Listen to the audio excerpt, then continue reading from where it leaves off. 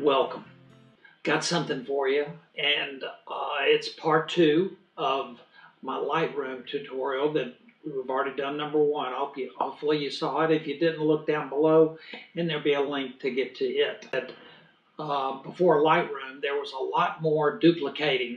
You'd have a file that you might shoot like I did in RAW from the time that there was RAW. And you'd need a full set of photographs to send them off, say, to the photo lab. So you have a full set of JPEGs. Better hang on to them just in case. So now we got 2 copies. Then something, you might have to put them on a website for people to look at them. So that's another resolution totally. So you create that JPEG. Now you got 3 copies. This is what I'm talking about with copies. My workflow now basically sticks to just 1 copy, and everything as it's exported from Lightroom is sized, resolution changed, things like that, to be sure that the file going out is what it needs to be. Many times JPEGs, but they're not anything that I hang on to, and we'll cover that a little bit in the workflow. But the workflow has grown from the Lightroom environment, you might say, to keep things, the raw files, the sidecar files, and kind of pretty much everything else can be tossed if it needs to be. So let's get started. One thing that we're going to talk about today is just the fact that Lightroom is such a massive piece of software. It really takes care of a lot of things for you, and it can very easily take the place of other pieces of software if you wanted it to. Your choice, of course. But the types of software that we deal with are kind of highlighted here at the top. As we look at library, that's our database. That keeps all the information, keywording, things to do with connecting the files. So if you have a photograph that's in a folder, then you also have photographs using that photograph with their presence, you might say, in different collections. So we make a photograph of somebody playing a guitar. So there might be a collection that says guitar. There might be a collection that says a certain type of music. So it can be in all those places, but it's all monitored, connected, by way of that library module. So that's the big database, big information. Next up is our develop module, and it is where we go to tweak, to fix, to do special things, or to just get them looking their best. There's some pretty in-depth things that we'll talk about in the develop module. Also we have presets so that we can gather certain settings and put them in a preset to readdress them as we need to. So that's 2, and those are the 2 biggest ones. We also have a map module that allows us to look at our photographs represented by flags, pins on a map. So we can finish a trip and then look back and kind of see where all we went, and it's kind of a neat thing. Also, if you're looking for a photograph and you know it was made in downtown St. Louis, Missouri, you can just keep zooming in until you get all the photographs that were made there. Look at them, check them out. Might be more than one trip, so you can see things geographically. Next thing up is our book module, which is kind of interesting to me, the book module. I use it sometimes when we finish a trip to put together a little book, totally from Lightroom, just to show 20, 30 photographs, could be 50 or 100 if you wanted to, your decision, but you can design it with photographs, 1 photo per page, multiple photographs per page, a lot of graphic possibilities if you want to do that, but it's all within the book module. So it's a book designing tool. Let me find just something. Let's see here. Here's something I did that is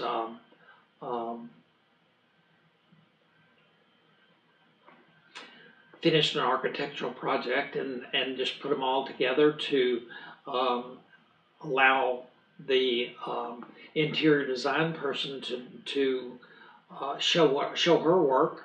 Also, the homeowner got a book, so they're able to kind of show the work that's done. But you can see how we designed one photo per page. That's just one of many ways to do that if you'd like. So Lightroom, and this is even the cover. We designed a cover for a soft cover. Next up, we have slideshow. You know, there's a handful of ways to do slideshows in a number of pieces of software. Lightroom is always a good place to go to combine the photographs, put some titling if you want with it, work the fades in between, or work special effects to separate the photographs. Also, the do music for the photographs so that it all becomes a little package. Then we can even output it, if need be, to a video file, and the video can be placed, job resumes, social media things, places where you normally think of video, you can put your slideshow in as a marketing piece or to show folks what you've done. So it's a kind of a fun thing to make use of. Next up, we have our print module. And the print module is a great way to kind of step into the printing with an Epson or a Canon printer. HP, I think, even makes some. But you can lay out your image on a page, which might be very straightforward or even borderless. But you might also like to do it with a border, a little bit of a border, things like that. You can do that. But the big deal for printing is that different papers actually have profiles. Well, we can keep up with all those profiles within Lightroom. Here we are, back to Lightroom. It's amazing the things that Lightroom does, and I dare say a lot past beyond what most folks think it's for. So printing is a big thing. We can get to a point where we can output more and more print that matches the photograph that we originally took, the photograph that we tweaked and got it the way we want it in Lightroom. We can then output it, and if everything goes right, that's a little learning process, but we can output something that is very, very close to the photograph. Last but not least is our web. When I started with Lightroom, there was not a lot of choices for putting your photographs online. And at that time, you could come here to the Lightroom module for the web and create a website that would be proof, say, to show people, or you could do your portfolio. Even today, if you're designing a web page, you can create a web page with your photos, output it as HTML, and just put it on your website. There's a lot of design possibilities and things you can do. Some of them kind of busy and crazy looking, and some of them much more kind of traditional. But all the choices, we'll talk a little bit more about that. So that kind of covers our different modules. We're going to take a minute now and look at basically the three columns of Lightroom: left, middle, and right. Middle, you already know about that. That's where your photograph shows, or a group of photographs if you have it on grid. So we'll look at that now. This is going to be for the library module. And the other different modules have variations of it. Obviously, when you are creating a book, it's more important to see what the layouts might be, if there are templates that you can pick from and things like that. So we're going to stick mostly with the library, just in giving this little continuing tour of the features of Lightroom. Starting at the top, we have the identity plate, where we can customize Lightroom with our name or company name or just whatever you'd like there. And then right under it is the Navigator. allowing us to zoom in, like on this photograph, or I've got a different photograph here for this that we can go from full screen, which actually fits the whole thing. So we've got the term fit, and then the next thing that we can do is fill it. So we actually went, by the way, a little detail, from the two right and left borders touching the limits to the top and bottom touching the limits. So it zoomed in just a little bit, but we can also go to 1-to-1, which is our place for determining focus, like that, of the shot. Well, you always want to look at things 1-to-1, so you can do that. We can also do this by just clicking on the photograph. So when I click back, I go back to the fill, and if I prefer, I can be at the fit, and then zoom into 1-to-1, back in. Just by placing the magnifying glass where I want to zoom in, I can go into any part of the photograph to check focus or check the bokeh if we're dealing with just how much we're out of focus or whatever.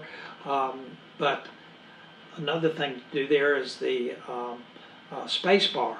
The space bar actually draws from where it has just been.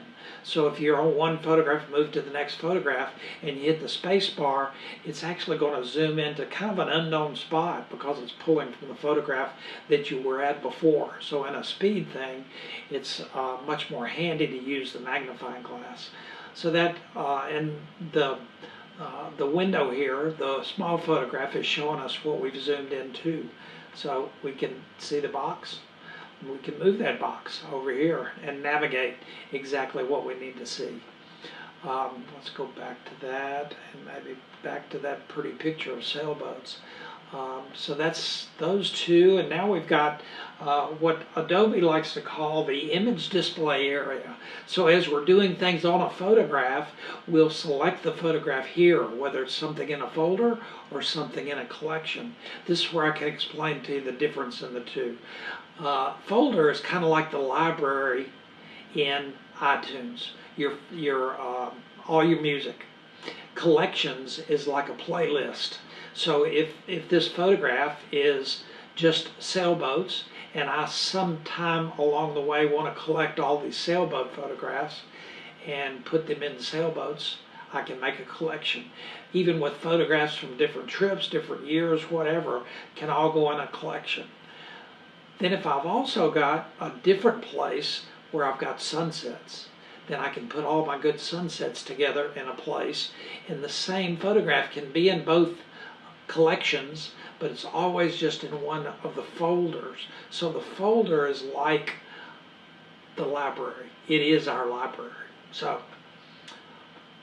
just kind of scanning over mine, we have folders, and you can see where it starts off right here as the hard drive of my computer, and I've got all these folders, and I'm a little bit different than some in that I also have volumes. Volumes are actually hard drives away from this hard drive, away from the computer, that Lightroom keeps up with those photographs and which hard drive one is on and that sort of thing. So I can just touch a photograph, click on a photograph, and let me just show you this. If we're looking at that one and we want to know where that photograph is, it's an older photograph, so I think it's going to be not on the resident hard drive of my computer. It's on a separate hard drive. So I can right click if you have a 2-button mouse, or on the Mac control click, and a menu appears, and I can say go to the folder in the library. So we do that, and I can now learn that there's the folder with the individual photograph. And if I trace this up, of course I'm seeing all these question marks. The question marks is a way of communicating that the photograph is not on the hard drive. It's not here. It's somewhere, but it's not here. So we trace those the question marks up, find that it's in a certain folder, and we do go a little farther, and it's in a hard drive that I have that's called My Passport for Mac, which, if I recall, that's actually the name of the hard drive that I have one of. I've got 3 hard drives that are all organized in my Lightroom. So it's a handy thing to keep up with photographs, even beyond what you might be working with close at hand on your computer. Definitely a plus if you're moving to iPads and that sort of thing, or even doing things on your phone. So that is the folders. Next up we have the collections, which, like I say, is like a playlist. So we're able to see the photographs and gather them in different collections separate from what's in the folder. The folder is a photograph. The collections can be bunches of photographs. Same photograph in different places, things like that. Like here I have a collection called Travel, and within Travel is that photograph right there that we're kind of tracing back to where it came from. So that's one thing about the image display area on Adobe Lightroom. As we move a little bit farther down, we have our import and export, which this actually would interface from this screen to the screen that's all about importing our image, or there's a totally different one for exporting. So we can export and sharpen the photograph as it's exported. We can change the pixel resolution of it as it's exporting, things like that on those screens. But this is the way to interface. If we wanted to do that photograph and the other photograph, we could do the two of those photographs and export them just for some specific purpose. Next up is our image display area, the middle part, the big part in the center. And of course that shows our photograph, but it also can show, if we want to look at the whole roll of film, there's two ways of doing it. Down in the bottom here is our film strip, but then also we have the grid view. So we can look at the photographs as a collection. This is a collection, but this also works on folders, and we can kind of get through them a little quicker, look them over to see maybe what we've done in a photo shoot as an overall. We did good, didn't do good. Oops, got a lot of dark ones. Need to work the dark ones, whatever. So it's just a different way of going through your photographs. Then the right side, of course, we've already talked about the top, the modules and the place to select the modules. But in the library mode, the area right here is going to be, go back to that, where the histogram shows. Histogram is a key element to really determine how your exposure is. And realize the way exposures work, there's a good exposure, but it's only good if it looks the way you want it to look. So you can have a look. I can tell you all these things about the things that you need or don't need or whatever, but it really gets down to how the photographs looks to you. And of course that's the image display area, but we'll be talking a little bit about the histogram and how a good histogram will look for you. But then also in the library module specific is our place for putting, if we want to change the name of the photograph, captions, titles, things like that. This is also a place where you can put a title for the photograph, a caption for the photograph, a lot of the photojournalistic things that can be done with the photograph, and it would then travel with the photograph. So if you send it off to a newspaper or something like that, the caption's already there. Something that might be interesting, this is a place that you can put a caption and a ton of hashtags and upload it directly to Lightroom. I'll tell you about that in the near future. So that just all kinds of things. Oh, there's another tidbit. This is the place that we can put the copyright on our photograph. So we can put the little circle and a year and your name so that your photographs are forever marked with your copyright. That all can happen in the library module. And we can even select a bunch of the photographs and do that all at once. Put the copyright on 1,000 wedding photographs, say, in one swoop, one stroke of the keys. So keep that in mind. At the bottom we have a toolbar. You'll see that's where I went to go from an individual photograph to a group of photographs. by way of the grid. There's other ways of doing your photographs where you keep one photograph and put another one that's close, and you're looking to see which one you like the better. And if one comes up better, you can switch, make it the choice at that point. So it's a lot of editing and stuff there. We're also able to rotate the photographs if we need to.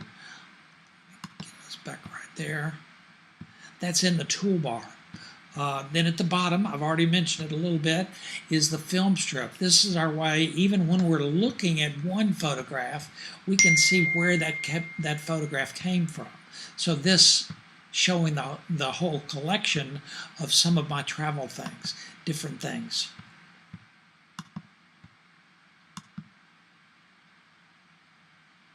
So that's an overview. Let me tell you one more thing, in the develop module, that's where you spend a lot of time if you make bad photographs like me. Just kidding. This is our place for actually tweaking and darkening, lightening, changing the contrast, the latest lookup table, all of that trend is found in your develop module. There's curves, there's lens corrections. Little bitty thing, but it's amazing that they make a lens and put all that effort in it, but it's not perfect.